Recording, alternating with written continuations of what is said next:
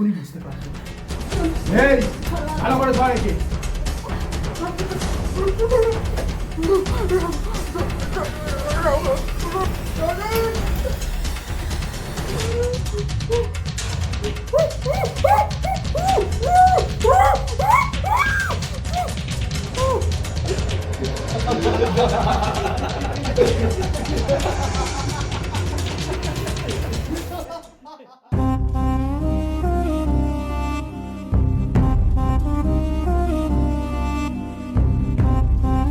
Action!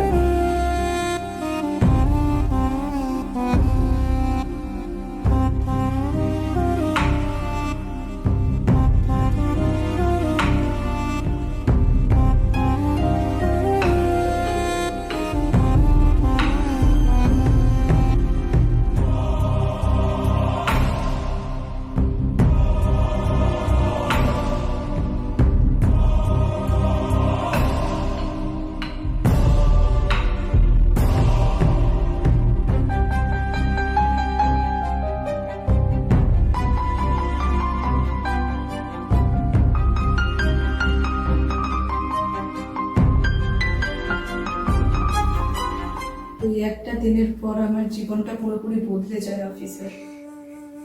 আমি ওখান থেকে কিভাবে বাড়ি ফিরেছি, তার পরের কয়েকটা দিন কি করেছি আমার কিচ্ছু মনে নেই, কিচ্ছু না। শুধু মনে আছে হয়ে যাওয়া অত্যাচারগুলোর কথা। আপনি পুলিশকে কমপ্লেন করলেন না? ভয় পেয়েছিলাম, প্রচন্ড ভয় পেয়ে গিয়েছিলাম। রনিত অনেক বড় বাড়ির ছেলে, ওর বাবা মিনিস্টার, ওদের হাতে প্রচুর পাওয়ার। ছোটকা, তোমাদের উপর থেকে মানুষের ভরসাই উঠে যাচ্ছে।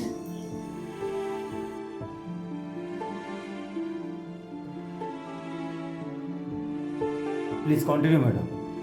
ওই ঘটনার দুদিন পর ফার্স্ট কল আসে রনিতের। 10 লাখ টাকা ডিমান্ড করে আর বলে না দিতে পারলে ভিডিওটা পাবলিশ করতে। বাড়ি থেকে চলে আসার সময় কিছু গয়না নিয়ে এসেছিলেন, সেগুলো বিক্রি করে ওই 5 লাখ টাকা মতো দিতে পেরেছি। কিন্তু কিছুতেই শয়তানটা ভিডিওগুলো ডিলিট করতে চাইছিল না।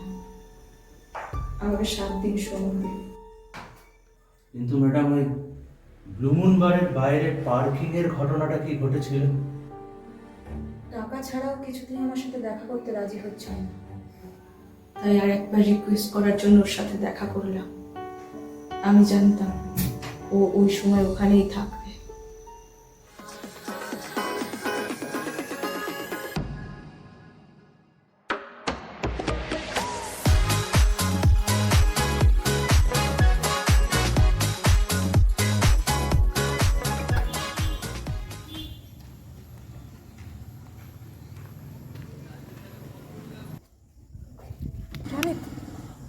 দেখি তুমি না বলেছি আমায় ডিস্টার্ব করবে না, যা এখান থেকে।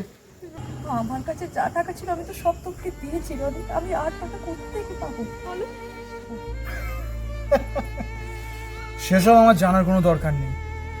তোমায় আমি 7 দিন সময় দিয়েছিলাম, আস্তে আস্তে দিন শেষ হয়ে যাচ্ছে। সময় ফুরিয়ে গেলে জানো তো ভাইরাল হয়ে যাবে। প্লিজ আমার এত বড় ক্ষতি করো না। বাড়িতে মা বাবা আছে, ওরা জানতে পারলে লজ্জা থেকে মরে যাবে। লজ্জা, ঘৃণা, ভয় 3 থাকতে নয়।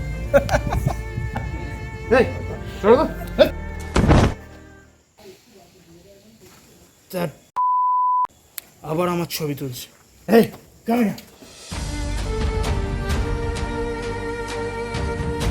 আমার ছবি তুলছিস কেন? তো তোর বাবার খেয়েছি নাকি?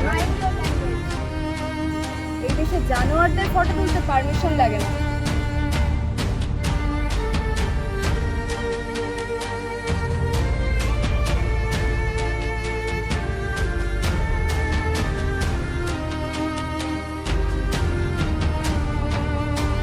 কি করবি তুই? জানিস আমি কে? জানিস? I am the Ronit Ghosh.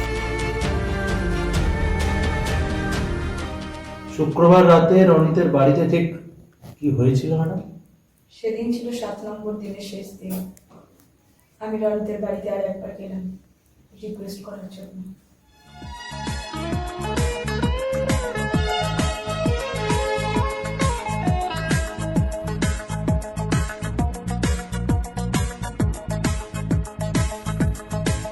जवान जान हसीन दिलवा मेरे जो दिल जवा निसार हो गया जवान जान मन हसीन दिलवा मेरे जो दिल जवा निसार हो गया शिकार खुद यहाँ शिकार हो गया ये क्या सितम हुआ ये क्या जुल्म हुआ ये क्या गजब हुआ ये कैसी कब हुआ न जानू मैं न अरे, जाने वो व्हाट अ सरप्राइज।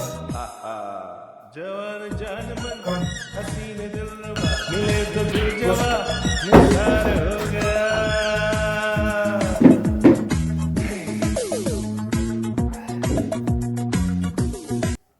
তুমি টাকাটা এনেছো? না হলে কিন্তু তোমার ভিডিওটা অনলাইনে আপলোড করে দেবো। না রনিত, তুমি আমার এত বড় ক্ষতি করো না রনিত। আমি তোমার কাছে হাত জোর করে রিকোয়েস্ট করছি, তুমি ভিডিওটা প্লিজ অনলাইন করো না। দেখো, আমি তোমাকে 7 দিন সময় দিয়েছিলাম, তুমি পারো। এখন আর আমার কিছু করার নেই। আমি তোমাকে ভালোবাসেছিলাম। ভালোবাসা? ও আই হেট দিস ওয়ার্ড। আচ্ছা ঠিক আছে ঠিক আছে ঠিক আছে, তোমার টাকা দিতে হবে। আর আর আগের টাকাগুলো ওটা আমি তোমায় দিয়ে দেবো, আর কিছু এক্সট্রা পেমেন্টের ব্যবস্থাও করে দেবো। শুধু তোমাকে একটা কাজ করতে হবে, করবে? কি কাজ? আগের দিন যেটা ইনজেকশন নিয়ে করলে আজকে সেটা নর্মালি করতে হবে। এই দেখো সেট কিন্তু রেডি আছে, দেবে নাকি? আর একটা লাইভ পারফরমেন্স। রনিত, আমি ভাবতে পারছি না, আমি এতদিন ধরে তোমার মতো একটা নোংরা মানুষকে অন্ধের মতো বিশ্বাস করে এসেছি। নোংরা?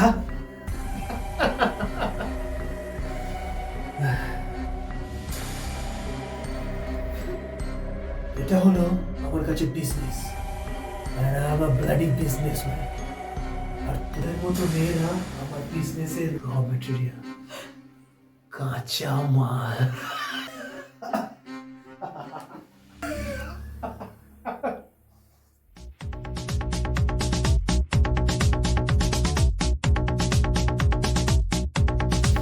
জানোয়ার, তোকে আজকে আমি খুন করে ফেলবো, তোকে শেষ করে দেবো আমি।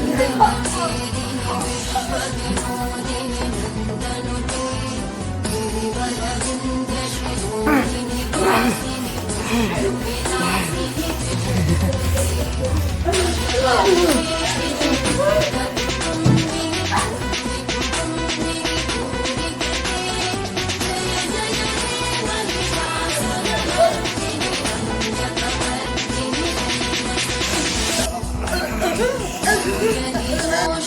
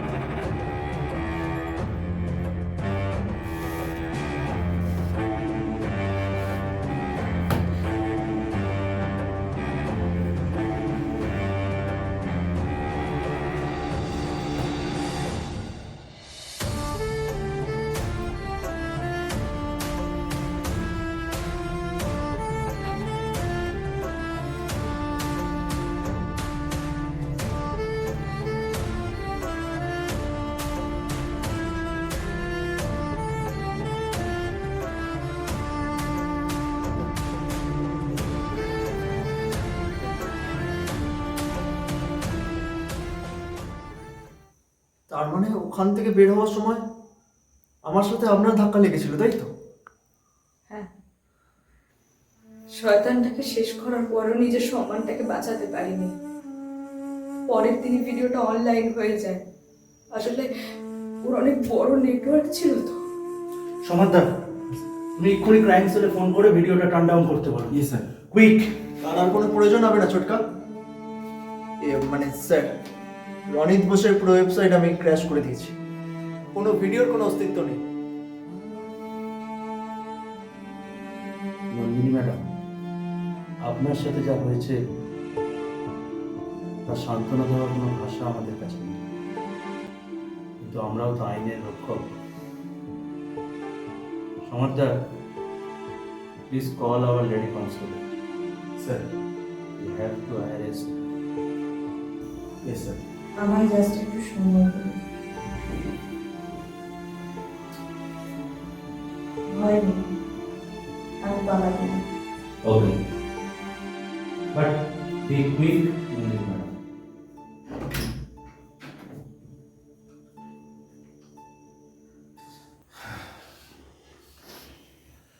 কিন্তু জিনিয়া, তোদের এই ব্যাপারটার মধ্যে ঢোকা কিন্তু একদমই উচিত হয়নি। যদি কোনো বড় রকমের বিপদ হয়ে যেত। ঢুকতে চাই না। সরি সরি সরি, তুমি মা বাবাকে বলো না প্লিজ। Sorry sir. তুমিও আমাকে ছোটকা বলতে পারো। Sorry sir. ছোটকা।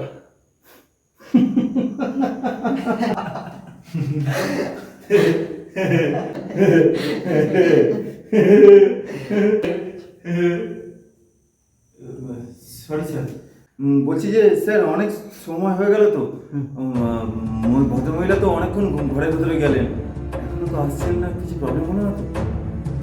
What?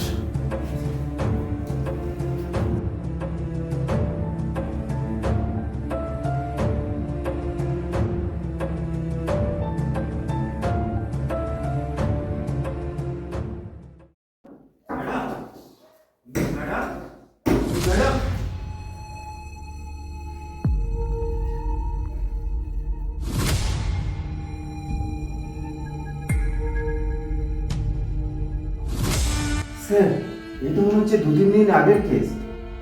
মানে এতক্ষণ যার সাথে কথা বলছিলেন তিনি? সব প্রশ্নের উত্তর হয় না সমাজ। জীবনে এমন কিছু ঘটে যার কোনো ব্যাখ্যা থাকে না। লোকাল থানাকে খবর দাও। Yes sir. আমাদের ডিউটি শেষ।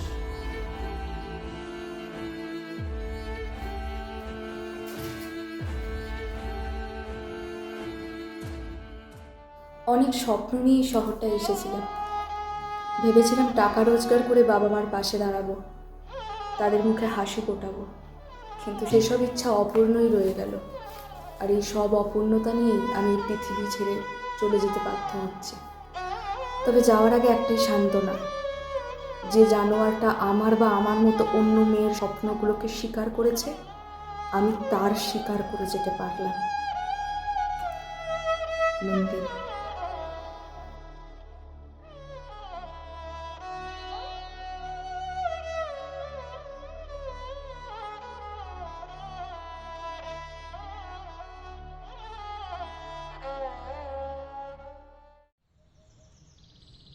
হ্যাঁ, কি ব্যাপার বলো তো সমাজদার, তুমি কদিন ধরে দেখছি আমার পিছু নিয়েছো? স্যার, আমি শুনেছি স্যার এক্সারসাইজ করলে শরীরটা ভালো থাকে স্যার। বাজে কথা না বলে আসল কথাটা বলো। হ্যাঁ, বলছিলাম স্যার, ওই আমরা যেদিনকে ওই কেসটার ব্যাপারে গিয়েছিলাম না, এই কথা বললাম, ওই আসলে কি উনি ওই নন্দিনী ম্যাডামের ভূত ছিলেন? না মানে বডিটা যেভাবে পেলাম আর কি, তাই। আমি কোনো ক্লোজ কেস নিয়ে কথা বলি না সমাজদার। তোমার আর কিছু বলার আছে? না মানে হ্যাঁ হ্যাঁ স্যার, বলছিলাম আপনাকে একটা রিকোয়েস্ট করার ছিল। না আমি জানি যে আপনি একা কাজ করতে খুব ভালোবাসেন, কিন্তু যদি আমাকে আপনার সাথে নেন তাহলে। না এই কেসটা ঠিক কোনো মজাই পাইনি স্যার, কোনো থ্রিলিং ব্যাপারই নেই। ছি সমাজদার, মানুষ মরে গেলে তুমি মজা পাও? Sorry sir. ঠিক আছে ঠিক আছে, আমি বড় সাহেবকে বলে তোমার ব্যাপারটা কনসিডার করছি। হ্যাঁ, আর কিছু বলার আছে? না স্যার, থ্যাংক ইউ। চলো। সরি। চলো। আর একটা কোয়েশ্চেন আছে স্যার। আমার মানে একটা খটকা আছে স্যার। কেসটায় কিছু একটা মিসিং, কেমন যেন খাপে খাপ মিলে গেল। সমাজদার, আমার সঙ্গে থেকে থেকে দেখছি তোমার ব্রেনটা ডেভেলপ করছে। যাক, এতদিন একটা কাজের কথা বললে, good good Samajdar. Yes, sir. আর কিছু বলার আছে? না স্যার। চলো ওদিকটা চলো, ওখানে গেলেই তোমার বাকি সমস্ত কোয়ারিজ একেবারে ক্লিয়ার হয়ে যাবে। কেন স্যার? চলোই না, তারপর দেখতে পাবে। চলো চলো। তবে হ্যাঁ, ওখানে গিয়ে কিন্তু একটাও কথা বলবে না, ঠিক আছে? না স্যার। ওর মুখটা একেবারে বন্ধ করে দাও। Yes, sir, yes, sir. Clear? হ্যাঁ। Is it clear? Clear, sir. চলো।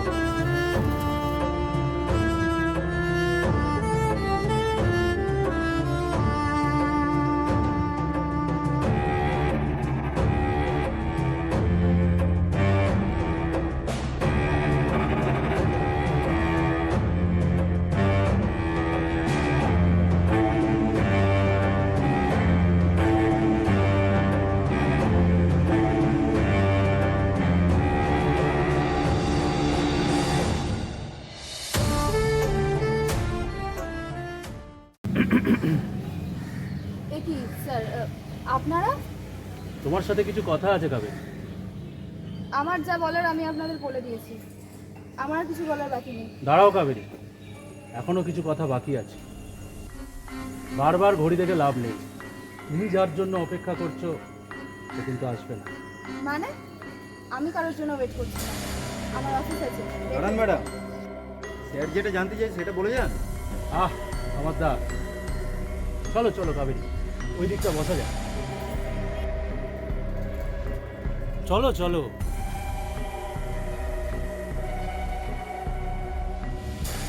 বসো বসো। কাবেরী, সত্যি করে বলো তো, তুমি রনিতকে মারলে কেন? হ্যাঁ? কি যাতে বলছেন স্যার? আপনার কাছে কি কোনো প্রুফ আছে? প্রুফ গুলো কিন্তু অলরেডি কনফেস করেছে সব। এখন আর চুপ করে থেকে লাভ নেই কাবেরী, সত্যিটা বলো, নাহলে কিন্তু আমরা অন্য অপশন ইউজ করতে বাধ্য হব। আপনারা তো শুধু আমাদের মতো সাধারণ মানুষকেই ভয় দেখাতে পারেন স্যার, রনিতের মতন শিকারী জানোয়ারগুলোকে তো ছুঁতেও পারেন না। হ্যাঁ, আমি মেরেছি রনিতকে, বেশ করেছি, আমি মেরেছি, কোনো ভুল করিনি আমি, বেশ করেছি আমি রনিতকে, বেশ করেছি আমি মেরেছি, ঠিক এইখানটায় 5 বছর আগে আমার দিদির লাশটা ভেসে উঠেছিল, রনিতের ফার্স্ট ভিকটিম। রূপলি পর্দা নেশায় ছুটে এসেছিল আপনাদের শহরে, বাঁচতে পারলো না, শিকার হয়ে গেল।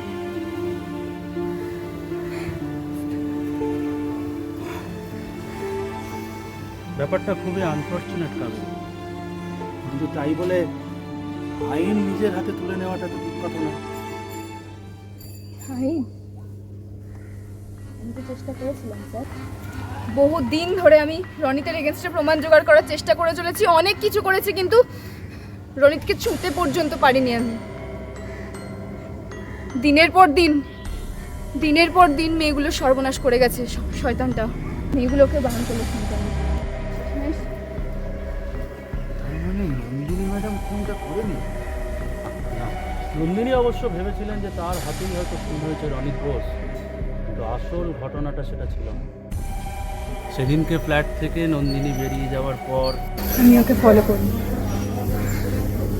তারপর আমি রনিতের ঘরে যাই, তারপর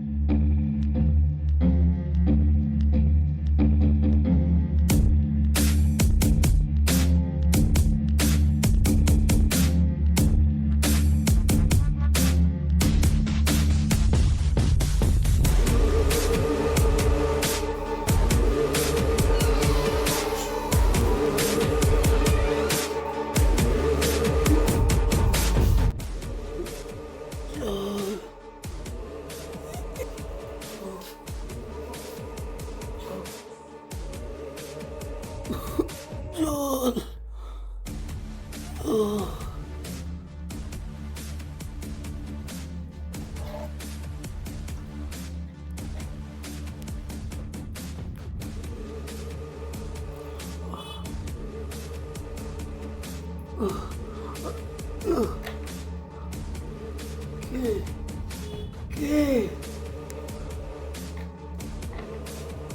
কে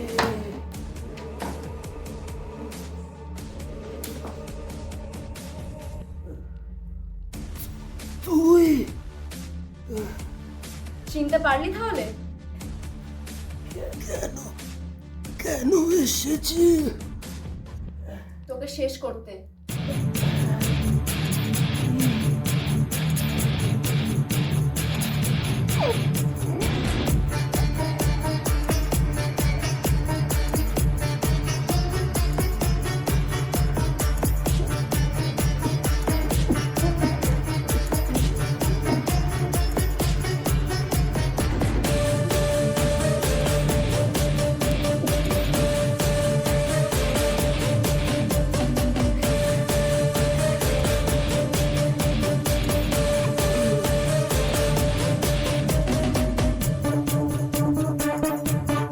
তুমি ওখান থেকে বেরোনোর পরেই হুলো তোমাকে ফলো করে, তারপর থেকেই ও তোমাকে নানাভাবে ব্ল্যাকমেল করতে থাকে, তাই তো কাবেরী?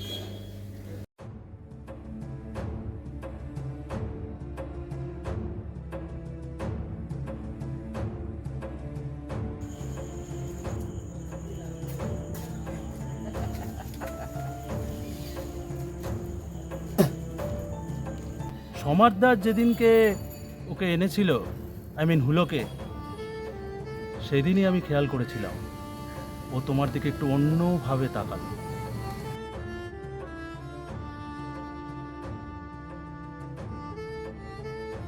তারপর থেকেই হুলো আমাদের র্যাডারে। খেয়াল করলাম হুলোর সাথে তোমার ফ্রিকুয়েন্টলি দেখা সাক্ষাৎ চলছে। একদম কারা কাছে ম্যাডাম। এতে তো আমার অর্ধেক মুখটা বন্ধ হলো, বাকিটা কবে পাবো?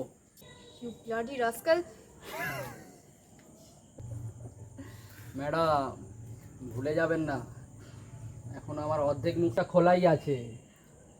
পেয়ে যাবে, পেয়ে যাবে, বাকি টাকাটা সময় হলেই পেয়ে যাবে।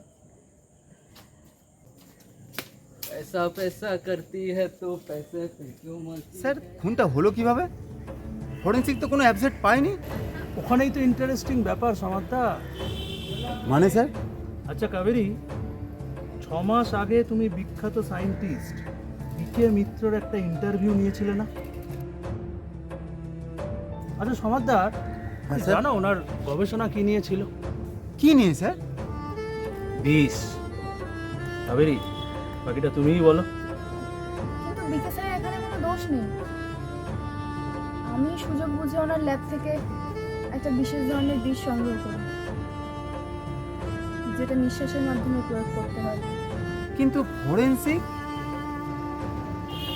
মারা যাওয়ার 4 ঘন্টার মধ্যে সেই বিষয়ের আর কোনো স্ট্রেস থাকে না। উনি সম্ভবত কোনো কিছু অ্যান্টিডোট বানাচ্ছিলেন ওটা দিয়ে। আরে সেই অ্যান্টিডোটেই কাল হলো রনিত ঘোষ। কাবেরী চলো, লেডি কনস্টেবল আর কিছুক্ষণের মধ্যেই আসছে, এবার আমাদের যেতে হবে। B ready. স্যার জানেন, দিদির ভিডিওটা ভাইরাল হওয়ার পরের দিনই বাবা সুইসাইড করে, মাও অ্যাসাইলামে সেই থেকে। আমার কিছু করার ছিল না, আমাদের কিচ্ছু করার থাকে না। না নন্দিনীর ছিল, না দিদির, আর না আমার।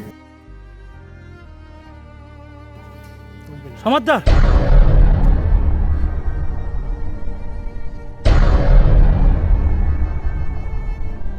আমাদের ধরো ওকে। হ্যাঁ। সাবধান, রুমালে বিষ আছে।